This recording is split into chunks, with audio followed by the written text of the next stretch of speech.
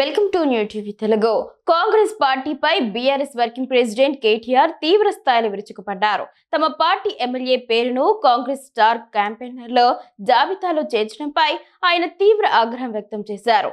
AICC అంటే all India Congress committee కాదని, అది ఆల్ ఇండియా కరప్షన్ కమిటీ అని ఆయన ఎద్దేవా చేశారు. ఖైరతాబాద్ లోని బస్తీ దవాఖానాను సందర్శించిన అనంతరం కేటీఆర్ మీడియాతో మాట్లాడారు.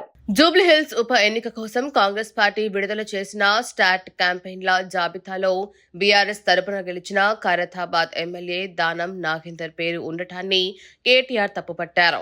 కాంగ్రెస్ పార్టీకి నీతి రీతి ఏమైనా ఉన్నాయా అని ఆయన ప్రశ్నించారు. తమ పార్టీ గుర్తుపై గెలిచిన 10 మంది ఎమ్మెల్యేలను కాంగ్రెస్ ప్రలోభపెట్టి చేర్చుకుందని, ఇది అవినీతి కాదా అని నిలదీశారు.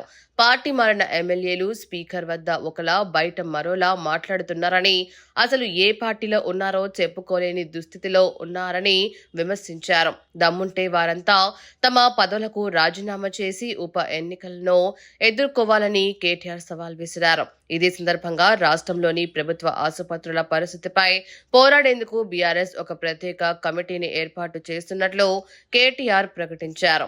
మాజీ ఉప ముఖ్యమంత్రి తాటికొండ రాజయ్య నేతృత్వంలో ఎమ్మెల్యే డాక్టర్ కల్వకుంట్ల సంజయ్, మాజీ ఎమ్మెల్యే డాక్టర్ మోతకు ఆనంద్ సభ్యులుగా ఈ కమిటీ పనిచేస్తుందని తెలియజేశారు.